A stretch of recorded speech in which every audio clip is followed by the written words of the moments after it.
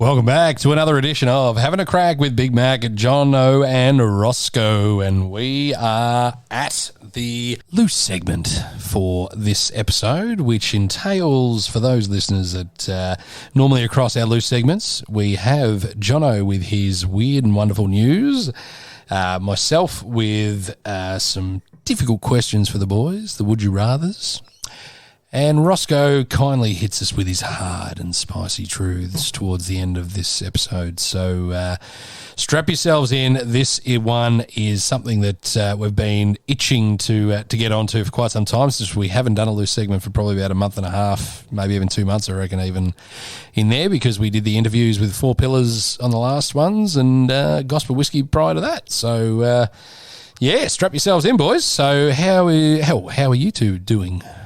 It's been quite some time between this little bit of a session here, and yeah, if you're listening at home, I mean, you don't want to be driving the car. Pull over,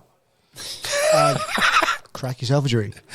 You're going to be in for a bit of a session here. Don't worry about that. There'll be about 90 minutes of chit chat, and there'll probably be about 3 or 4 laughs in amongst that. So yeah, just guaranteed a bit of a good time. Don't worry about that. You're lowballing 3 or 4. Well, set the standard as you did when you were in Tasmania, and we'll go from there.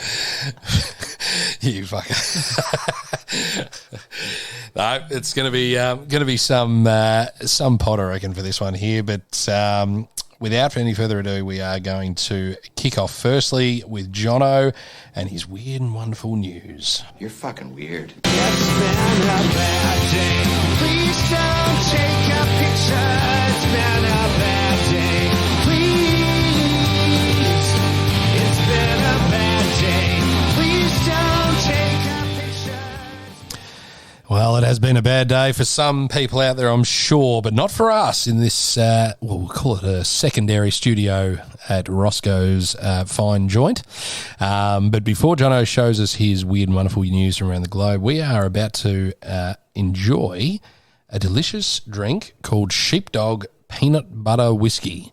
Now, this is from the same people that make Sazerac Bourbon, which is imported by South Trade.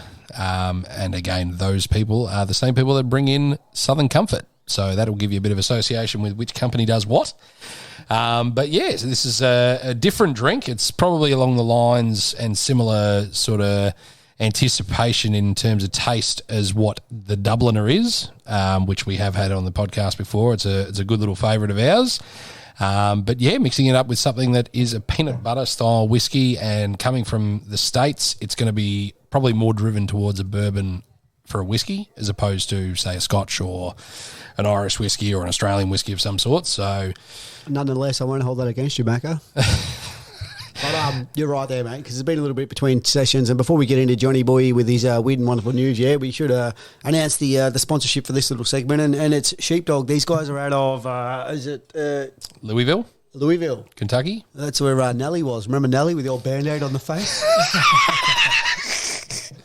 Andale. So, yeah, if that's what's coming out of Louisville, then they don't have fucking too many bloody branches to climb to beat him, I'm sure. So get to the bloody top of the tree, I'm sure. But anyway.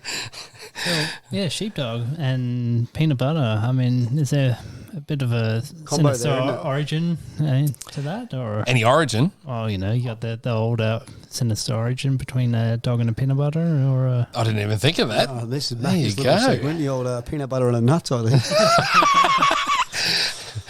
Peanut butter on nuts with the dog, yes. No, I reckon, Johnny, you might be onto something there. There might be something behind that. I haven't done any research on this. I just brought it along. Thought I'd... experimentation. Well, Roscoe's got the dog here, so wherever Caleb's hiding, pour some on your balls, Roscoe. Let's go. I can tell you Caleb's asleep like all your fucking listeners. Mate, this will wake you up. Right. It's stuck into this, so we'll have a bit of a sip of this. We can already smell it on the nose. It is very, very strong, so we'll give this a bell. That's beautiful. Yeah, very sweet. Peanut butter and whiskey. That is so good. No burn. It's a different drink. It's not a true standard, true to form whiskey, obviously. It's a liqueur, whiskey liqueur. Yeah. So, look, there's a lot more of this coming into the market, and there is a market for it. So, 35%, it's quite a enjoyable drink. I mean, yeah, if you tip a couple of blocks of ice in there and sort of popped away at that, I'm sure you wouldn't even be able to count how many you've had by the end of the day because you would just keep tipping it down your throat, wouldn't you? That is sensational. I'm blown away at actually how good that is. Didn't think it was going to be as good as the Dubliner. That for me now I'm putting that up there. That's really good. The old Niagara Falls, mate. Just bloody open the gullet and tip it down, you reckon? You could. This is a 200ml bottle that we got here, only because I was too much of a tight ass to want to buy the 700ml. But $18 for the 200ml, and I think it was about $50 for the 700. So decent price point. Slightly more expensive than the Dubliner, or is that about the same price? Okay, same. Yep. Tell you what would be a ripper was that. Just a scoop of vanilla ice cream poured on top, you know. Yeah, so a bit of a dessert, added to your dessert. It's kind of like almost the Frangelicos and the you know, those sorts of liqueurs where you can enjoy it as a dessert style as well. Yeah, So completely agree. Drinks well, Macca. Well done. We'll sip away at this as Johnny fills us in on all the weird and wonderful news from around the globe, mate. Go for it. All right. Now, the first one off the bat has a bit of a Christmas theme to it. So a group of pub crawling Santas gets an armoured vehicle stuck in a Cornish hedge. So in Cornwall, there's a in the UK, England. I guess that's where Cornish hedge comes from. Yeah, in Cornwall, a group of Santas were on their yearly pub crawl, and they were driving along in an armoured tank, and they've just run off the road into a set of hedges. How'd they get themselves fucking stuck? They got an army tank and bloody drive through the middle of fucking town, knocking over buildings, and they bloody got stuck on a Cornish hedge. The thing must be that fucking thick. Hold on, Santas. Oh, Santas. Yeah, it's the old Christmas feel, this one, Matt. Okay. Just keep Santas. What, you think they're dressed like Colonel Sanders or something? No, like Sanders, like sandpaper fucking Sanders, like that sort of shit. What are they going to wrap themselves up in a bloody sandpaper dress? Is that what you're thinking? I don't know. They're a trade, Sanders. Are they? It's a job. Is that what you're saying? They're a bunch of Sanders. So Santas went out for their Christmas drinks. Yeah. Somehow stole a tank. I don't know if they stole it. I didn't see if they stole it or borrowed it or they already had it ready to go for. Unless it's for the parade. If there's a parade and they're jumping on a tank. Yeah, maybe. I tell you, if they're being bloody sanding all day, they'd be like you, Mac, a bit rough around the edges. Should be the opposite. Shouldn't it? Be smooth around the edges. Exactly. Yeah. Mac is far from that. Tell you what. Here we go. 4 from 48 from you. Absolutely getting in amongst it, aren't they? The old dress up as a Santa and fucking get amongst it, and all of a sudden, there's a bloody army tank over there. Well, I might jump in. Give that a go. Did you say you were in Cornwall or in bloody Russia? Russia can't grow hedges, you wouldn't think.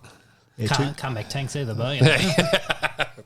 Too cold there, mate. Old Cornish hedge. It is true about a hedge, though. Hedges are some of the most ridiculous bloody things to try and like get past or anything like that. The hedges in my joint I'm fucking sick of. I hate them. I want them gone. Obviously, you haven't tried the old jackass method where you just push your mate in a trolley straight into the hedge and see how he goes. Well, there is a fence in between the hedge and my front yard. So Tell you what, I'm sure we'll be able to find a trolley not far away. Let's go get one. You got a few trolley poles sitting in your bedroom that you've stolen over the years. Yeah, don't worry about the old trolley pole, mate. Might be used against me as evidence. Oh, well, to build on that, I think they caused about a 2-hour traffic delay while they got unstuck by the local police. And they wouldn't have traffic in Cornwall, would they? Well, not typically, but I'm sure they've only got a few roads in and out of certain places. So, if you get caught in the wrong spot, all of a sudden everyone's all backed up. You could put.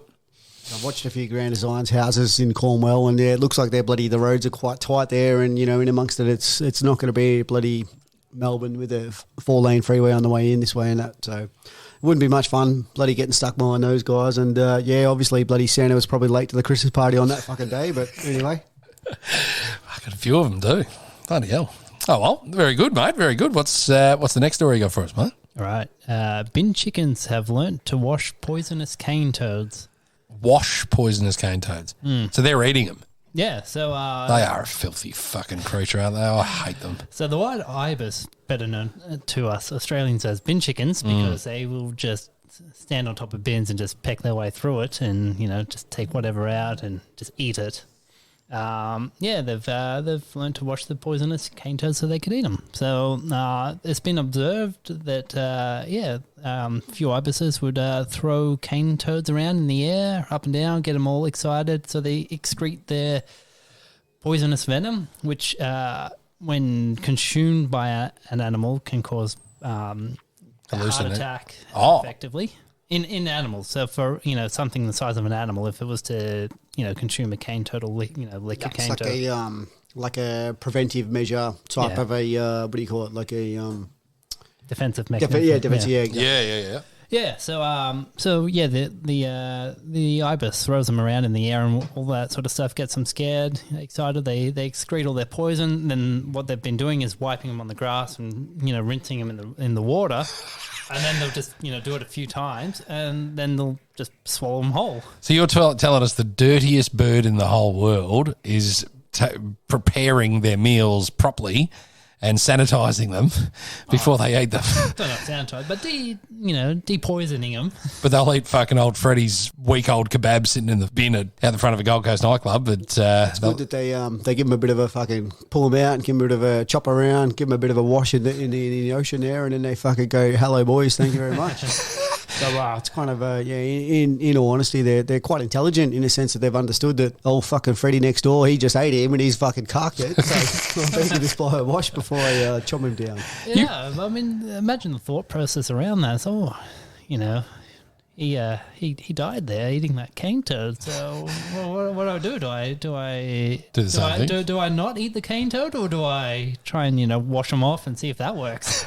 Well, that's true. That's true. Like, I don't know. I've never seen him eat another animal, though. I've seen him eat rubbish, like seagulls do and all that sort of shit. I've never seen him eat another animal, though. It's a bird, so it's got to eat something. Like, frogs. If it wasn't for, humans being around, they've got to eat something. There'll be, bugs and stuff. And yeah, true. Yeah. I've just never seen them bloody do it. That's, I suppose before rubbish, what else were they? How long have the fucking ibis been around, though, for? I feel like I only ever known that they've been around for, 20 years because I've never seen them anywhere other than Hillsville. They're in Hillsville, but that's... well, the ibis is a native bird, isn't it? To Australia? Yeah, to Australia. The cane toad... A lot of swamplands, the ibis, I think. The cane toad, on the other hand, they got introduced to Australia in the 1930s. From Asia? From Europe or something. Yeah. Was it? Yeah. And then, but they've got no natural predator here, so they've just exploded in numbers and, So, the ibis doing a service to us all, trying to, cull out those numbers somehow. You've licked a few toads in your life, haven't you, Oscar? Well, you know what they say, mate, you got to kiss a few fucking frogs before you can get the prince, I guess. Get the prince. Well, is that the saying? Isn't that what they say? You got to... It's not me doing it. I'm saying that's what the females do. They have to kiss the toad before they get the prince. It's a princess? It's a Disney... No, you don't get a princess. You get the prince from the toad, mate. It's a Disney classic. I don't know if you're up to date with the fucking Cinderella and all that. I'm not, but you are. I certainly aren't, but I'm just giving you the information I've got. But in truth there, you know what I mean? When we first went to Queensland, I remember it was a bit of a holiday and, probably 7 or 8 years old or whatnot, and I was sort of told about these cane toads up that way and... we were rich, and as soon as we got there, what was the first thing you want to do? You want to go to the beach? You want to go Dream World? You want to go Movie World? I was like, no, let's go to the shop. Let's get a cricket bat. We're going to start fucking in some cane toads. So that's one of the things you can do when you're up that way. It's kind of just fucking slog them away. And I mean, they're as you said, they're fucking everywhere. There's no predator up there for them, so it's naturally you're doing your justice by giving them a bit of a whack. So isn't it the little fucking old wives' tale is that if you lick a cane toad, you get high? Is that the something like that? Yeah. Yeah. I can tell you a couple of different sort of situations there where you might be able to follow in those footsteps, but look, we won't go to that right now. You might end up with warts. Very good, very good. So on to the next story there, Johnny. Yeah, don't try that at home. All right. A genetically modified tobacco plant produces cocaine in its leaves. Ooh, where in? What do you mean where in? Which country? Oh, which country? So a team of scientists in China have genetically modified a tobacco plant to produce cocaine in its leaves. The end goal is to produce cocaine or similar compounds for medical purposes. So what do people need cocaine for medical reasons? It's a win-win, mate. It's a dulling. It's a drug that will it's cocaine is, if you were in a war and whatnot, they bloody give you, you're going to get. They give you opioids in the war. Yeah, but that's what cocaine isn't it? No, opioids I think is more heroin based. All right. Well, Yeah, don't because it relieves the pain. That's So the medical applications being local anaesthetic, and it can also be used to narrow the blood vessels to help stem bleeding. So yeah, pretty good for a war, I guess. so they're using a tobacco leaf to make cocaine out of that. Yeah, and I gave the article a quick squiz through, and there's just certain compounds that you after modifying the tobacco plant, it can produce the right compounds to help produce the cocaine. Otherwise, you have to use I can't remember. Yeah, coca plant or something. Yeah. Well, there's been a lot of experiments Chinese people have done in factories that probably shouldn't have done, but this is probably one that might actually pay off for them. Who knows? Well, let's be honest. If you're going to bring the price of coke down,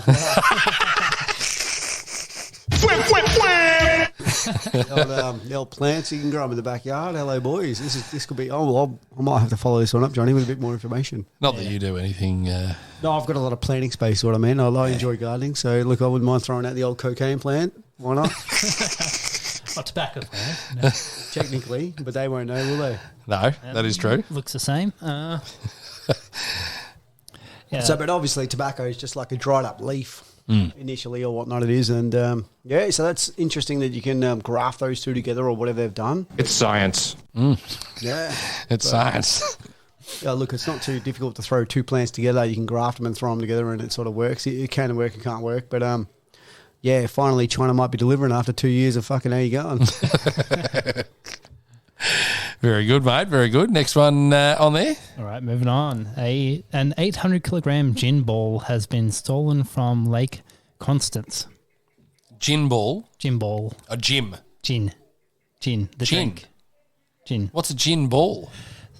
So Lake Constance Gin has been aging their gin at the bottom of Lake Constance in a big metal sphere. Wow. Fuck. Tactics. These guys are like, you know what? You're making good gin here. You're making good gin there. We're going to throw it at the bottom of the lake and see how we go. Well, they claim this gives their gin a special aroma. So Of water? Yeah. Of Lake Constance? Of Lake Constance, yeah. So it's a vessel, watertight vessel that they've dumped at the bottom. It must be. If it's watertight, then it's not going to get anything. Nothing's going to get into it, so you're not going to get any flavours. Yeah, that's what I would have thought. Yeah. Well, I would have thought they chucked on some scuba gear and they just got behind it and started rolling it out. It's just a ball. We could just push it out of the lake, chuck it on the back of a ute. Thank you very much. Well, each sphere contains 230 litres of gin, which they aged for 100 days. Shit. So they reckon, had to be they claim it has to be a professional job because of the kind of equipment you would have required to lift an 800 kilogram sphere out of the lake. Well, it's underwater. It has no weight, so you could push it right to the edge, and all you need is a little crane on the side steps, drop it in the back of a ute, and fucking thank you very much. It has some weight, depending on how much air is in it or whatever. But well, it must be full because you said 230 litres, which would be less than a barrel. And if you look at the size of a barrel, they would only be a metre by a metre. Yeah, but that's still heavy as fuck, though, too. Obviously, for a bloke like you, but I could do it. Of course you could. Of course you could. But, so what you're saying, we rent a set of scuba gear and we take a trip up well, to Lake I reckon that's what they must be doing, Johnny. They must be just getting in there. They must be just getting to the bottom of them. Just you could comfortably roll it until the water's edge, and that's where it's going to get heavy because it'll have no weight underwater. So you'd only need a little crane operation. These guys have probably found the perfect lake. There just is, they're just filling up gin in a sphere of 230 pound bloody or 800 pound whatever it was.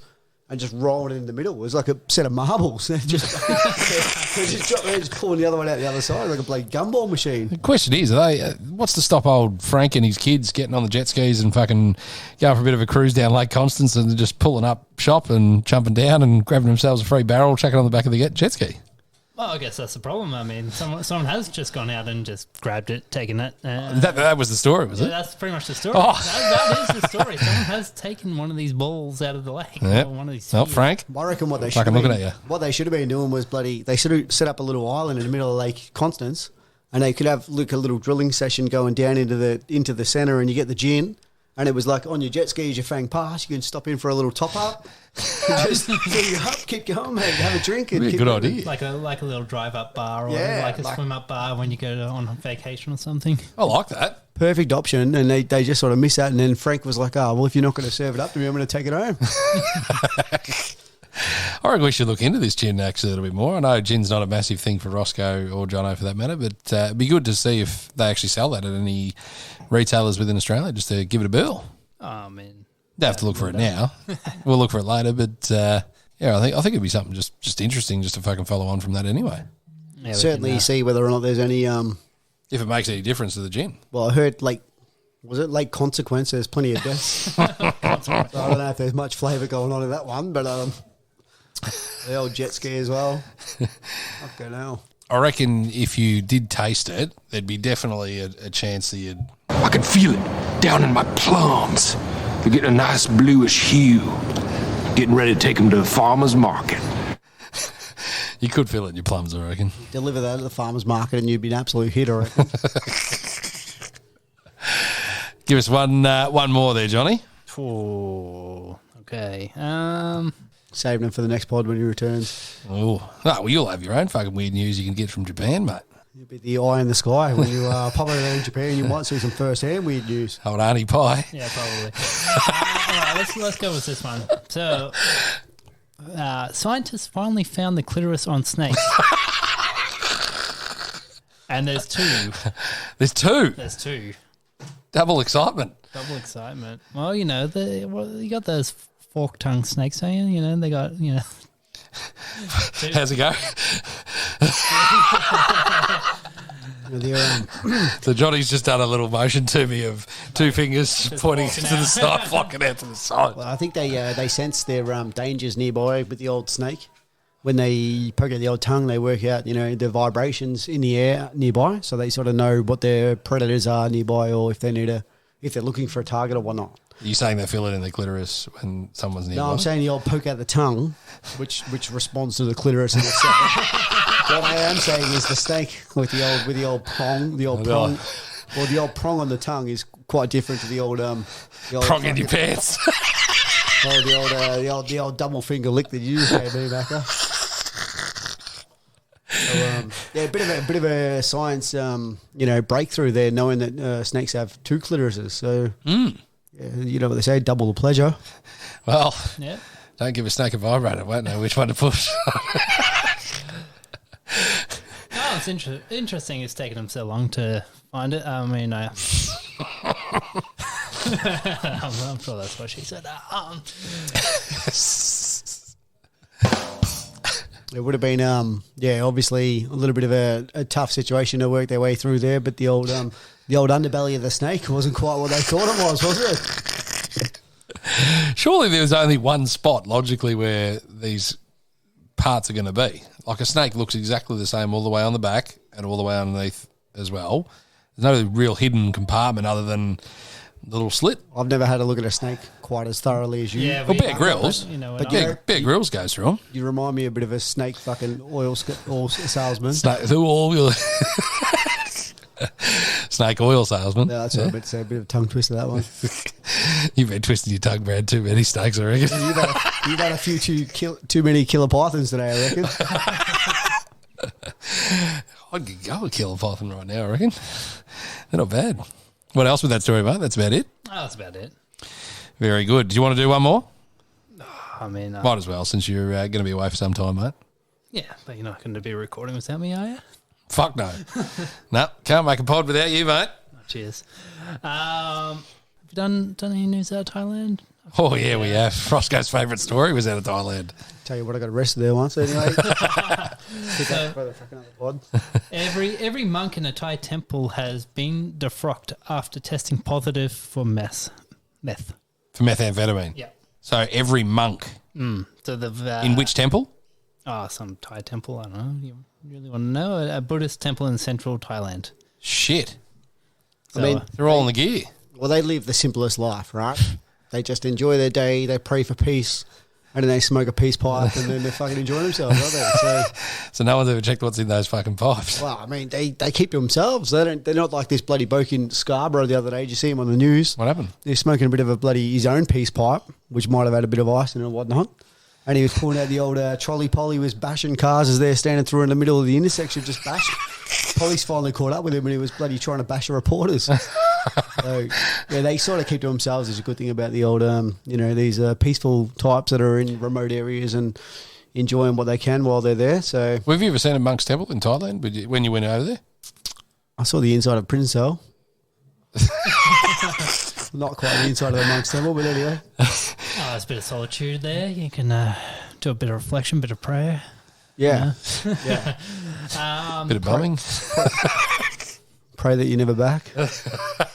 But to be bluntly honest though, like a monk's temple, like when I went to Thailand, it's incredible, but it's all built up around the walls and all that sort of thing as well. So then, as you said, they're never leaving there. So if they are going to be on the gear, the best place for them would be to be behind those fucking four walls and not leaving. A bit of reflection time. Why not just have the old the meth and then just read a book. So on the street, there's these meth pills called Yabba, which sell for 20 baht, which is around 50 cents. Jesus. So that's cheap. Yeah, it's very cheap high. Don't know how strong it is, but, You reckon they're saying yabba dabba do once they're fucking on it? Yeah, could be. Bloody hell. So yabba. Yep, Yabba, there you go. They're using a very westernised fucking sort of terminology for drugs over there. Yabba. I would never really hear a Thai person come out and say yabba. Better than a bloody Swedish version ABBA.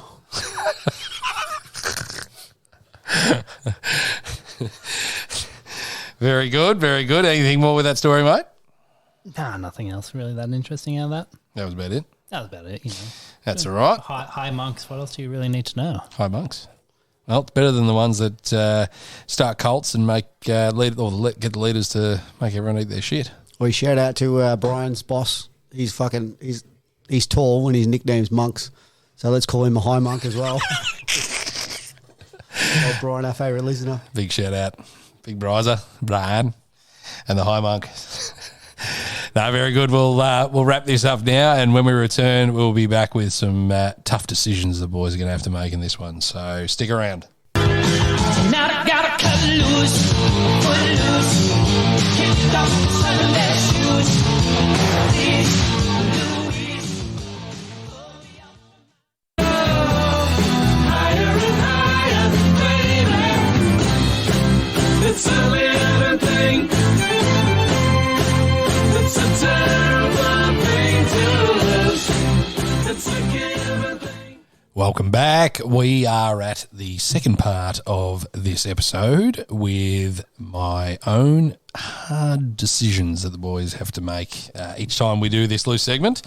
And I've scrounged the internet this time as well with a couple of topics that are going to be quite interesting for the boys. So, I'm going to jump straight into it. Before we kick off, Yeah? Oh, yes. bit of a sponsorship with the old drinks for this little segment that we're doing. It's Johnny's choice to get this drink. So what is it, Johnny? The minus 196 double grape. Double grape.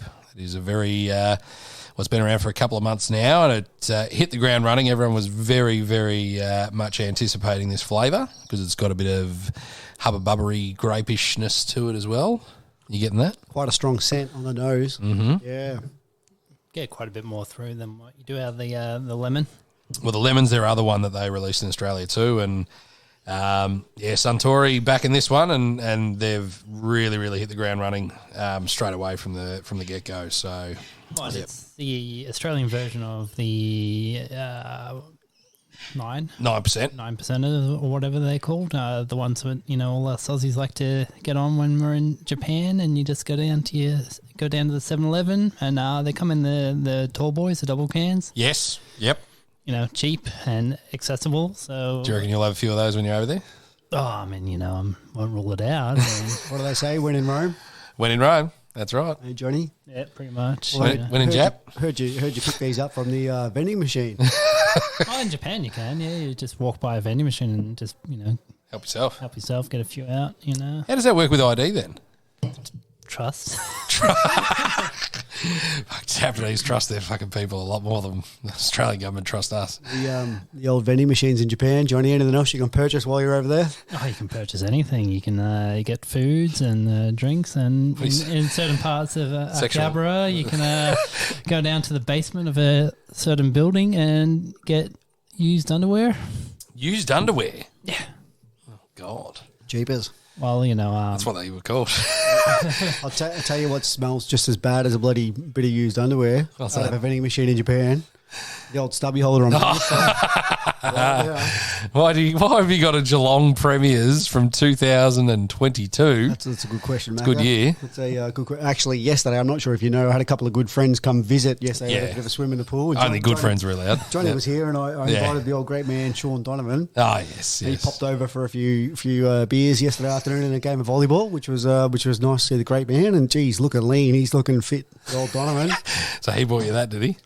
He bought this around, and he was having a few cans, and he might have had one too many cans and left his stubby holder here. So He'd be shattered. well, in the short term, if you want this back, Don, you're probably going to have to go to bloody Macca's house to pick it up, and that's where it'll be next. I will be taking that, actually, yeah. But it certainly is a better tasting drink once you've got the old used knickers wrapped around. Oh, shit. All right. Enough about knickers. Into the intro for the hard choices. Here we go. Would you rather be in jail for 5 years or in a coma for a decade? It's a fucking good sleep, isn't it? I reckon if you ask Michael Schumacher what he reckons, he'd say jail. Would you rather lose your eyesight or lose your memories? You can have sex for the first time again. Yeah, look, it's a no-brainer.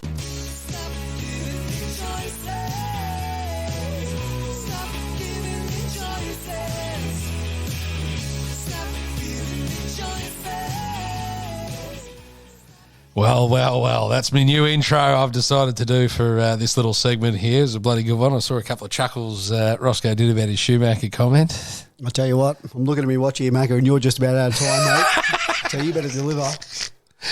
Oh, well, it's not me delivering. It's you guys with these questions. So the ball is wholly and solely in your court. So let's kick off the first one with, would you rather get a paper cut every time you turn a page or bite your tongue every time you eat? Paper cut. Yeah, fuck that. Biting the tongue sucks. Oh, man, when you got that fucking nung tongue, you just munching away on something. Nung really tongue. tasty. Numb tongue. Well, and then the problem is the tongue's swollen, so it's easier to, bite it again. You'd hit it with a bloody fat tongue. You wouldn't be able to talk properly, would you? In truth, I don't read many fucking books, so I don't get too many paper cuts. And, you don't get paper cuts when you read stuff on your computer. So But you do deal a lot in paper with your money. So every time you open your wallet, which you sometimes do, but you'd be getting paper cuts just for handing over $100. Let's calm the farm here a little bit, mate, because again, we don't want anybody listening that should be knowing about what sort of cash is fucking held around these premises. And in truth, yeah, as I said, it's a rare occasion where you'll see me flipping the pages of a porn mag. Actually, no, it happens quite often. But you don't want the old paper cut while that's happening, do you? If you're half excited, I'm going to turn the page and look out. We don't get any viruses from a porn mag anyway, do you? You see, the blood's going to a different part of your body. All of a sudden, you just cut your finger and the blood's pumping out that way. It's going the wrong way. Quick way to stop an erection, is that what you're saying? Yeah, so you're going paper cut. yeah. If we're when we're talking paper cuts, we could be talking once your fingers and that and your hands done, then you have to move paper cuts to other parts of your body. Then, so you don't want to keep opening up the same cut, would you? Yeah, but I'm not reading that many fucking pages. If you're dealing a lot of papers. Yeah, but you see, once you bite your tongue once, you don't want to do it ever again. Ever. You can deal with a paper cut. You'd be like, shit, doesn't hurt that much. I'll have another go. When's the last time you bit your tongue? When's the last time I gave you a paper cut? Can Macca handle a paper cup now? A paper cup? Can you? A cut? Yeah, can you get one? I've had them every day. Give you a little bit of a slice. What do you reckon? Well, you're getting a paper cut every day. Wow. Yeah, occasionally. When you're dealing with cardboard all the time, I'll deal with paper. Tell you what, you might be fucking delivering a few backhand slices later on. Who's that do? Oh, fucking Sam Huey. Well, we can only hope. I don't want to pump the tires too much. Well, I mean, Johnny's just about to take off for a bit of a holiday, so I just want to make sure that he's back for Tennis Mania. Tennis Mania. What date that's happening? I don't know. You were the one that set the date, didn't you? Say 29th of the 1st. So pencil You've that one in. changed that. You originally said January the 14th, didn't you? No, it's the Sunday. Everybody get around, get your tickets early because there'll be limited spaces available. Where's it at? We haven't located the spot. So they're selling tickets for an event we don't even have a location. I'm not Don King, mate. I'm not the one putting it all together, right? You guys have talked it up, talked the big talk. So Right. Get it listed on Ticketek. You can get your tickets there.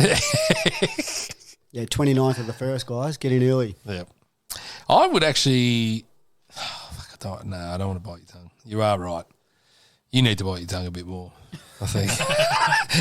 Specifically Some of looking the at me shit while you you say that. But no, I'm probably with you on the paper cut. That's both suck, but you deal with the paper cut. I reckon if it was a different story, if it was paper cut between your fingers. Well, that's a bit Yeah, Well, that's what I mean. No, on the fingers, nothing. Like, fuck. Yeah, that's fine. But if it's in between, like jackass style, That one's going to hurt. that's the thing. Like then every time you go for a shower and you're getting fucking soap and shit in, that'll kill. And then you every time you're just grabbing your lunch or whatever, bang, fucking just hurts Bit of salt in the wound, you reckon, Macca? every time. Whereas bite your tongue, well, that's the only part of your body that's fucked. But you're going to talk a bit like a strange unit. How you doing? There you go. That answers that one. So second one is, would you rather spend a year at war or a year in prison? war. Yeah. Definitely a war. Why? What are your other options? Yeah. Well, Prison. I don't know. I mean, it's not a great option, but I'd rather be out doing something than locked up doing nothing. So which would you think would have the higher chance of you not returning? Oh, I mean, you probably wouldn't, depending on the kind of war. We're talking a bad war, not a fucking little jaunt to keep the peace in fucking, where is Somalia.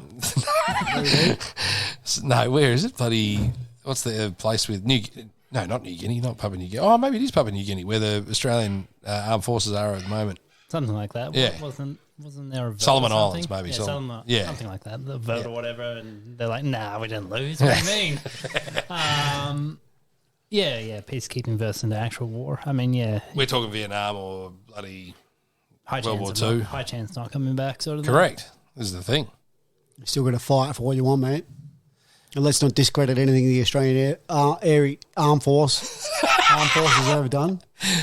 Australian Area Armed Force. Well, they've all put in, mate, haven't they? Let's be honest. So, yeah, they've all done their hard work, and let's not discredit any of that. So, to be honest, this is a bit of a bad question because what are your options here, Macca? Well, if you've gone to prison, you're going to prison. Plain and simple. You fuck up, you go there, or you prove your country that you want to fight for them, and you go there. 12 months is a short little sleep if you want to just sit your way in prison and take the easy way out. But if you want to fight for what you need and you want to put your body on the line and do what's best for others, I think that's a pretty easy selection, that one. Yep. Fair call. Fair call. So you're going war, you're going war. Yeah. What about you, Mac? Oh, Probably you go to do? prison. I like to stay alive. I'm not mean, saying I would. yeah, No guarantees. The kind of person you are, I don't know if you would stay alive in prison. Mate, I'll be fine. I could see Louis Theroux coming in the interview with Macca. What are you in for? Oh, I just took 12 months because I knew we were going to play war. Okay, hell, Macca. No, well, look, I want to return. At the end of it, I'll do a stint.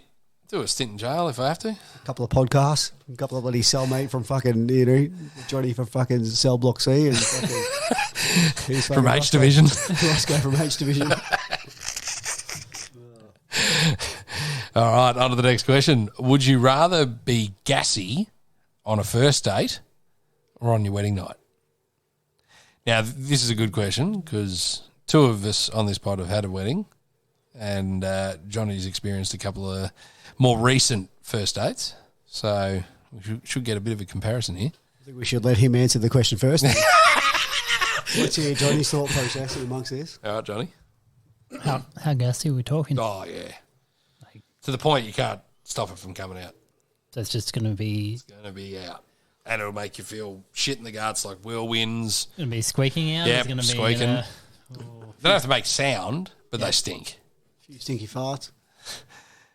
I mean, if I guess either or isn't ideal. I mean, depending on where you go for the first date, you can just blame it on someone else. But, I guess the same thing can be said about a wedding. Because Wedding, you might have 120 guests you can blame it on. plenty of people, shit, that was a priest, don't worry. You just go on the dance floor and just go, fuck me, uncle, you stink. Jesus, just palm it off. Barry, fucking hell. It doesn't eat right. Select your first date. Maybe go to one of those parachute, in those wind tunnels. The what? Just, yeah. Just get in there and just fucking let it rip. Get rid of it all. The skydiving thing, you think? Skydiving, yeah. So do a few flips in there, a few farts, and get it out, and then maybe you could go out after that for a drink. And it's a fair point. Might be able to get rid of it one way or the other, but otherwise, I think if you're already committed, as far as you're committed to bloody. What's a few farts in the bedroom, Macca? You know what I'm saying? When you're already committed as you are. I know what you're like, so. I think you pick wedding for sure because at the end of the day, you're marrying someone anyway. Who gives a shit what people think at your wedding if you're dropping your guts? So be it. A different story if you've never farted in front of your missus before and then you bloody get all the way to the wedding night. And Have you never farted in front of Danielle? Nah, I'm pretty good at that. Pretty good at fucking turning up the next level. I always make sure there's a bit of a just give it a bit of a turn the volume down so I can let one rip and go, "Hello, boys." So what you're saying is because you're such a good person with your solar energy and you got your solar panels, now you can provide your own gas to your household. A little bit of extra heat in the room's nothing a problem, you know what I mean? So no smoking in your house. No vaping. You're not welcome there. So what are you going, Johnny? You definitely set on wedding night, did you? No, I didn't actually pick it. Okay. No, well, I reckon you probably want to. I don't know. Are you going to be like sweating from all the gassiness, or are you just going to just party? Just really, really gassy. I mean, first date, you don't know that's going to work out, so it could just. It's every first date. Oh, every first date, not just a first date. That's a different story. Because you could just say, "I'll just go with someone you don't really like." Yeah, go try another one. Yep. And then you just go on another one. It doesn't happen. But I mean, the challenge is if it was the same person from the first date and onwards, and to the wedding night, and only the wedding night option. So would you take it early and get it out of the way on the first date and try and live with her and be gassy or not? You can still be just semi-gassy. This is really gassy. You'd surely just go wedding night. Yeah, probably wedding night. That's kind of that final hurdle. So if you can get beyond that, you're laughing. I mean, for a bloke like you anyway, Macca, because you're never going to get married again. It's a bit harsh. Praise to the great wife that you have. Well, might be batting slightly above, but that's all right. Most of us are. What about you, Mac? Were you gassy on your wedding night or first date? I might have been gassy slightly after on my wedding night because the kind people of the wedding venue that we had it at on right next to the York and Lilydale, they prepared me a Parma for my dinner for the evening, and everyone else had other things. So Specialist Parma. Yeah, room. It was quite nice. Did it come in men's? What, men's size? Yeah. No, just men's varieties. What's men's varieties? What'd you have? Parma with what? Jesus sauce. Yeah, it sounds like it's not a men's variety. That is a Parma. Many places. And there's many others that just do ham, sauce and cheese. You have an eggplant Parma, Macca? No. Why would I do that? Again, just doesn't want to deliver for the boys. I only like me eggplant in the whiskey. The char-grilled eggplant. You won't be finding that too often.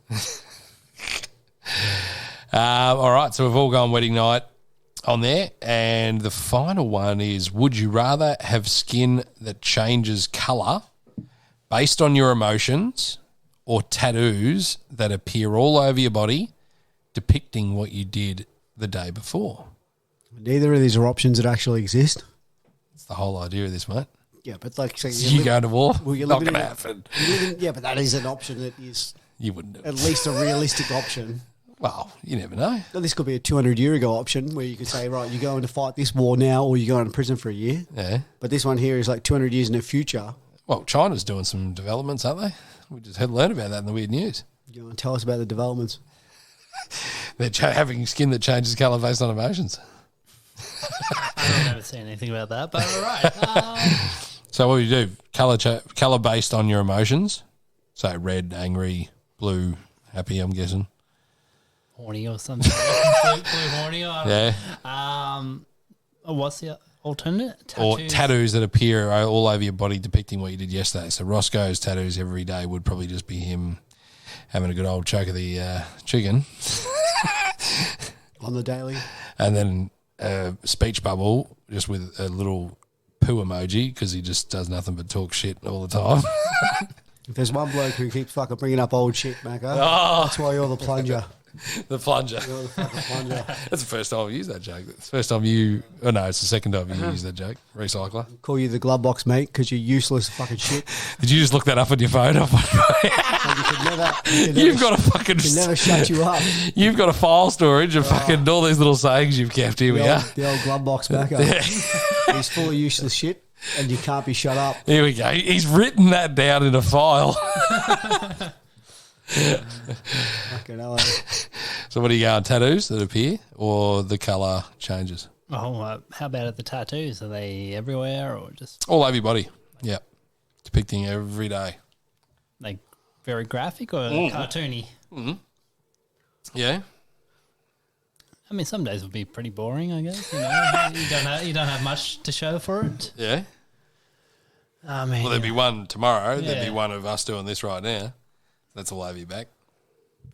all of us just stringing around, talking shit. I mean, how colourful is the skin getting? Oh, we're talking Hulk style. Yeah.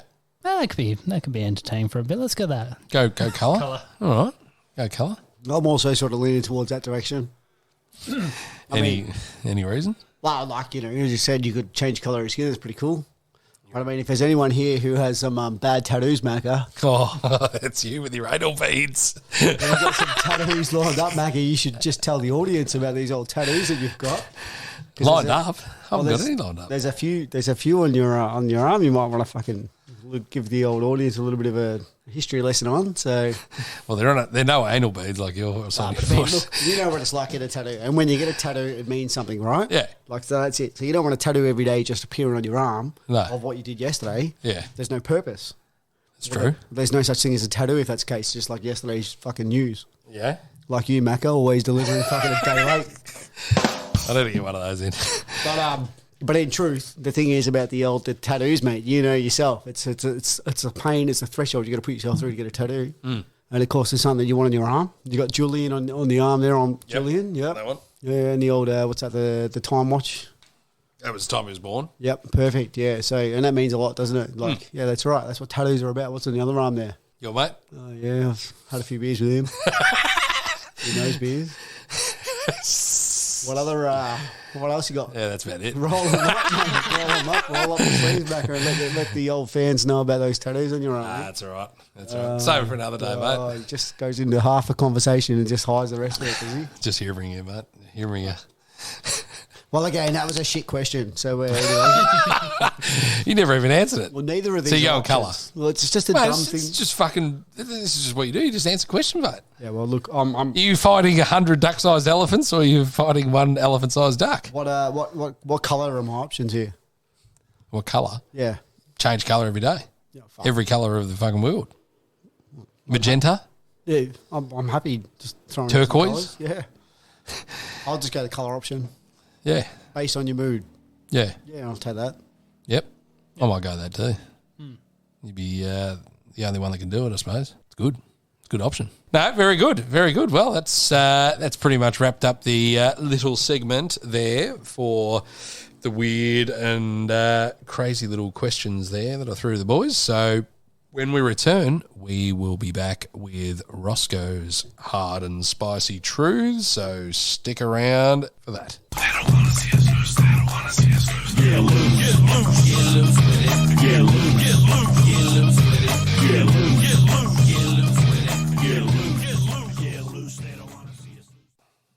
La la la la la la la la la la la.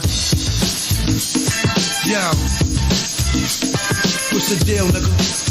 Ain't nothing, Paul. We just shit man and all that. Trying to get our heads right, get this money right, and all that. You know. Welcome back to the final segment of this loose podcast session with myself, Big Mac, Jono, and Roscoe. And we usually like to delve into the hard and spicy truths of Roscoe's library that he has. There's always growing list. He always keeps adding away to it each week, and has a few lined up for us today, which is well overdue. So let's kick it off. Here it is, Roscoe's intro. You can't handle the truth.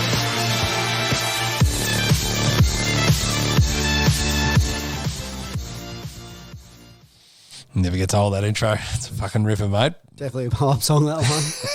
If I wasn't warmed up to tell you a story about me getting fucking arrested soon, then tonight's the night. So anyway. But before you kick off, mate.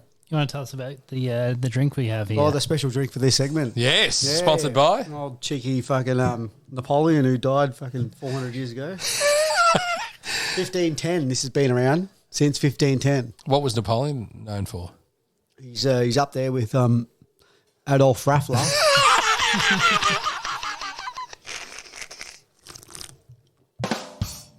He's one of those remembered by some as a great, and remembered by many as a Collingwood supporter. Yeah. So, the old Dom Benedictine. This is a cheeky little drink that we've delved into prior on a podcast, Mac, haven't we? We did. And your rating was quite low. Very low. Would you say it was a fucking wouldn't clean my drains with it or something like that? It was around that. I did do it a negative score along with Adam, who featured on this podcast, but we never released it for other reasons. I was on the OnlyFans version. So sign up, guys. It's only $3 a month, and you'll get unlimited access to the behind the scenes sort of stuff. So content's really good on that. What's that link? I'm not sure. I've never clicked an OnlyFans thing. Us pop. PDF version's available. So this one here, this is what Dom Benedictine is a classic 1510 plant-based liqueur, and Napoleon would hold this up above his arm and say, "Follow me into battle," with his sword in the air, and he would say, "Let's fucking kill these." He'd kill these what? That's right. That's what he would say. He would say, "Do it for me. Vive la France." Who's the most French bloke you know? Gattuso? No, your mate. Who is he? Who? Pretty boy, playboy? Arsene Wenger? No. Go on, keep going. Thierry Henry? Your fucking Who? Giroud? playboy. Yeah, Yes. Macca's fucking favourite. He's bloody good. Yeah, he probably has a little sip of this before he goes into battle as well, mate. And didn't quite get him good enough. He only lasted 25 minutes against the great Leo Messi, didn't he? Yes, he was a bit... He muffed up on that last one, but that's all right. Yeah, so credit to Messi and all them who have just killed the French. Destroyed them, didn't they? Yeah, unlike Napoleon. Unlike like us tonight with a drink. So we're just having a little sip away at this one, which is a nice little cheeky drink. That you wouldn't often see this on the shelf. Throw it with a bit of ice and a bit of lemonade. So it's a liqueur? Yeah, it's a liqueur. It's a French liqueur. It's a plant-based liqueur. I think it's bloody made from the 11 herbs and spices or whatever we're talking about. So it's made from spices, not herbs, not plants. Plant-based. So, but yeah, maybe if you bloody, I don't know, carved up ginger root or fucking this, whatever, Macca, you're in trouble. But anyway. How much percent is it? 40%. Shit. Yeah. All right. Let's give it no wonder he fucking won so much. He was bloody on horseback with a bloody sword raised, and he said, yeah, that's it, let's do it. Come with me. So you've got this mixed for our glasses here with a little bit of Kirk's lemonade. Yep, just they're on special this week. Standard variety, not the sugar freeze. Tried to get the sugar freeze, couldn't get them. So we got the on special Kirk's mixed with a bit of Dom Benedictine Napoleon fucking liqueur and a little wedge of orange, or a wheel of orange, I should say. Chuck it in, have a drink. I can smell a lot of orange on this because it's facing down. So just a cheeky little summertime cocktail that some might enjoy, and if not, if you don't, well, bad luck. Mm-hmm. So you were one for mixing lemonade with stuff quite a bit? Sugar free is a better option, but yeah, if there's no other alternative, well, it is what it is. Well, you've served us up some hot lemonade tonight. It's been sitting in your esky all day, and it's gone warm. Serve us up a hot mess every time you put the fucking the microphone in your area, Macca. So Feisty one you are. And let's move on in to what we've got to talk about. Well, yes, far away, mate. It's all in front of you right there. I'm itching to know. Before we even get into it all, we've got an email in this week. Oh, From Barry McCockiner.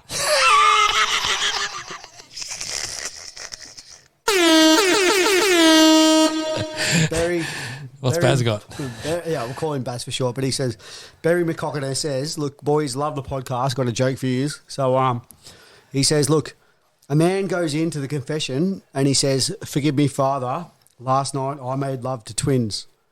They were half my age. They were stunning, and I made love to them in all positions, including anal, over and over again.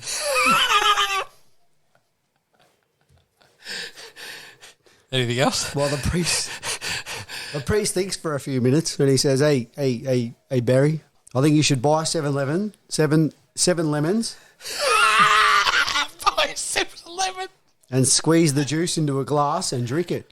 And unsure, Barry says, "But Father, will this cleanse me of my sins?" asks Barry. And the priest says, "No, but it'll wipe that fucking smile off your face."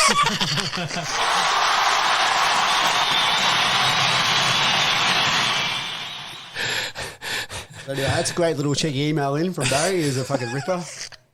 Who told you that joke? Barry, email him. You're the one who reads these emails. Why am I getting them? I must have missed that one. I must have got a spam. So anyway, all right. Well, I've got a couple of hard truths for you. You want to hear a hard truth to start it off? Yeah, hard truth. Fire away. All right. Well, MASH is the worst TV show in the world. I mean, that's a fucking guarantee, isn't it, right? Who's watching that shit? Oh, So- you know, it was back in the days when you had like three choices. You know, Smash News or something else, wasn't it? So But it was pathetic, wasn't it? It wasn't even the best selected fucking back when we were kids. Imagine what it was like with the other options when you were fucking, 40 years before that.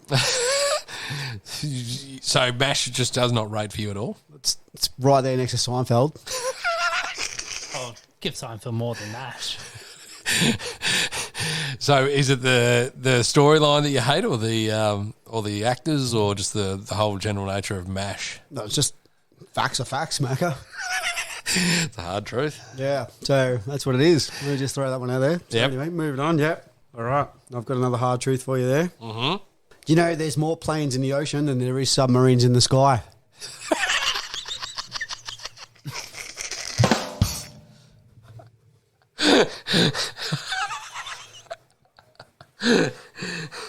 That's brilliant. Did you get that excited about that one? That's great. Well, anyway, that's good. So, yeah. Good hard truth. Happy with that one. All right, moving on. I'll give you a quickie, cheeky, little spicy truth, and that's all I got today. So, Oh, 3. yeah, spicy Sure, you got truth. 2 spices. I've got a spicy truth for you. Yeah. Yeah, I can give you a spicy truth. Yep. Yep. How are we going for time? Yep. You sure you got time for one spicy truth? Yep. Yeah, well, there's not too many options today. Hang on, get my options out. I already know which one I want to give you. Hopefully you select the same one. We don't have to give us options. You can Yeah, just give that's us right. Yeah, you got to give us options. Nah, there's And plenty it's of- Johnny's choice because he's about to go overseas. So Bloody oath. Actually, moving on, Johnny. Would you give us the dates on this tour in Japan? What do you got? What do you mean dates? Travelling time?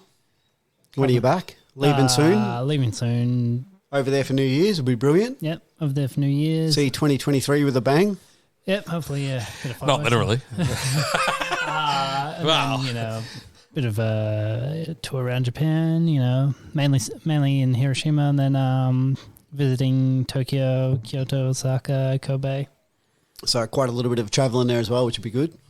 Hopefully, yeah. Well, I've booked in to go and do a tour of the of a few whiskey distilleries over there, Yamazaki, isn't it? Yamazaki and Taguchi.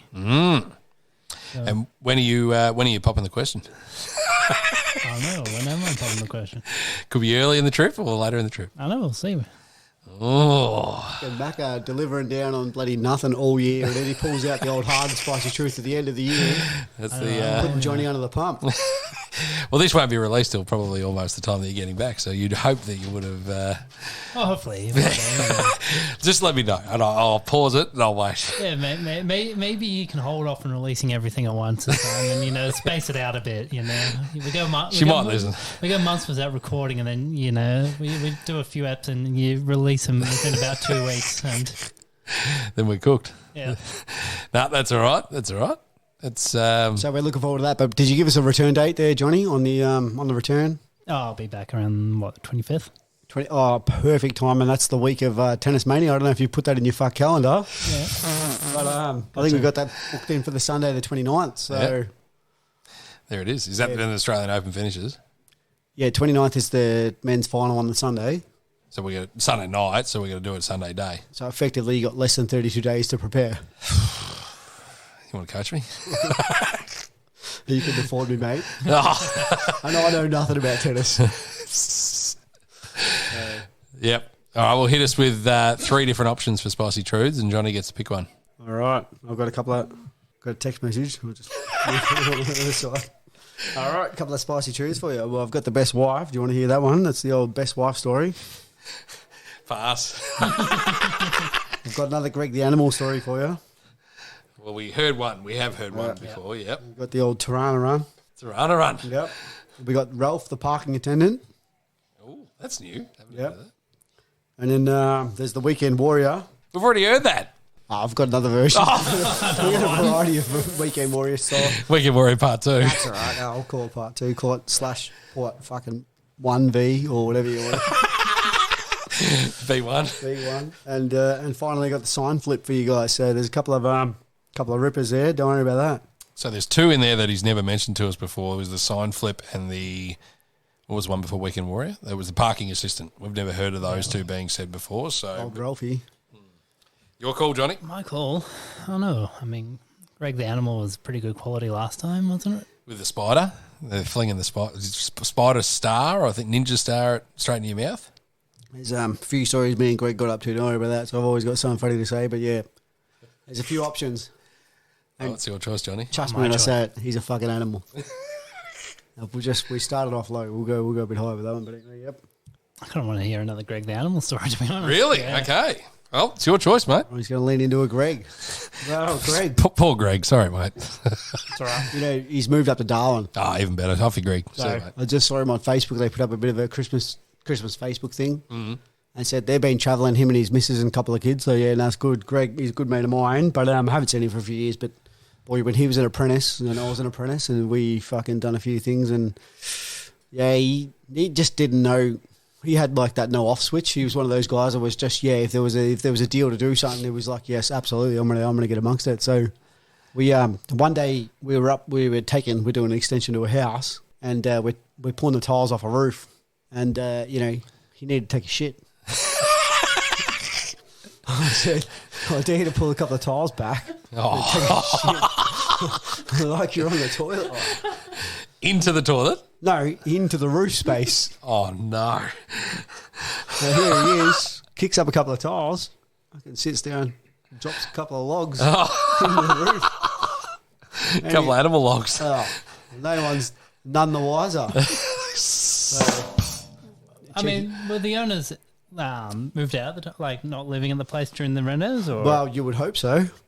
But, no, well, look, often the case is when we do these renovations, you got to tarp it up at the end of the day and all that sort of thing. And he never tarped up, did he? No, well, we were ripping the tiles off anyway, so it wasn't really the end of the story because only, a couple of days later, once you start taking the tiles off and you sort of stretch it out and you sort of build the roof space because you're doing a second story extension, someone's going to have to come across Greg's shit from a couple of days ago and just sitting in the roof space. Well, someone that's doing the flooring. No, that's what we do. That's where we have to. There's part of the deal. It was like, someone will find this. Don't worry, we'll do a little extension and pop a little shit in here, and I won't be working near that area. And whoever's coming up next will have to go to that area. So what happened? Did they end up finding it? Yeah, look, it was a hot summer, and no doubt about it. You can't not find it because you can't not smell it.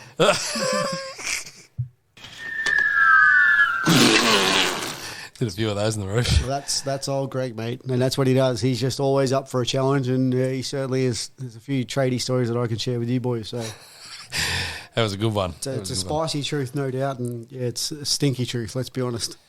Fucking hell. Well, I want one more from you because it is going to be a decent gap before next pod. So I do want to hear the parking attendant one as well, mate. All right. Well, Macca, you fucking picked a good old spicy truth. That one was Ralphie, the parking attendant, haven't you? You had that one saved in the bank, didn't you? Oh, I can't wait. Oh, this one's a bit of a story I heard. It's a bit of a legend, a bit of an ultimate legend. Oh. And so, they say that there was this guy, Ralph, that showed up every day he was there, and these guys in Melbourne, they're parking in town, and he was there every day, and he charged people entry into a park. They paid money, and he was letting them into park, and it turns out one day Ralphie's gone. And people are like, I have to pay Ralph to pay for my parking. And they're like, who the fuck is Ralph? Oh, Ralphie. He was just standing there. He was just some old bloke standing there just ordering, tickets on the way in. You got to pay, it's $4 today, it's $5 tomorrow, And that's what he was doing. And what was he doing? He was standing there. He was just collecting money. For free parking. Well, he's probably going down and playing pokies. He's probably sitting there in the morning from fucking 6:45, getting the early birds. $9 a day, guys, if you get in here early. Standing there going, all right, yep. Now, that's old cheeky Ralphie. That's another little spicy treat for you. Bloody hell. He would have racked up a fair bit if you're thinking, depending on how many parks you get in there. On the years, too. Don't forget. Could be time. Like, it's a legend. This one's an ultimate legend. And, I can tell you there's a bit of truth to this one. From yourself or someone else?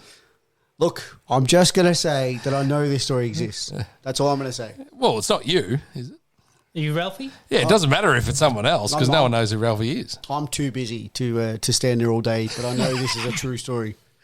So it's a friend of yours that's done this. I'm not going to divulge into what's happened, but I can tell you. Paulie Reichardt was the one clipping tickets. Throwing numbers out, throwing names. Well, was it meant to be a free car park and he was just charging people, or was it actually meant to be a paid car park? And that's what it sounds like. It's a free car park and he's charging. If you're on the gate and you're charging someone on the way in, they're like, no, you're not parking here, get out. That's it. That's all it is. A bit like that bouncer from the other week. Oh, here we go. It didn't matter how much money I had, he wouldn't let me in. You didn't miss much. It was a shithole. He didn't like the look of you. Not many people do. It's like being in Tasmania at the old establishment late in the night, that one. Didn't like the look of me either. Oh, shit. Bloody hell. Well, that's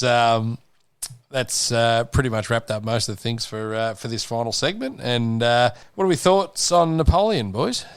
Did he serve up any Dom Benedictine goodness, or is it shitness? I mean, when you murder it with lemonade and orange, it's not really tasting any of the actual liqueur, are you? There's 11 herbs and spices in there, all right. I reckon there's 11 different types of shit in this drink. It is awful. It's just all I can taste is lemonade and orange. That's all I can taste. Yeah, that's not bad then. I mean, lemonade. But then I might as well just get lemonade and put an orange in it. Then do it. Without paying for Dom. All right, I think you got the wrong idea, Macca. Why is that? Well, often in your life you have the wrong idea, do you? Maybe sometimes. I think you're on the wrong page here. Bloody still getting paper cuts from the last segment.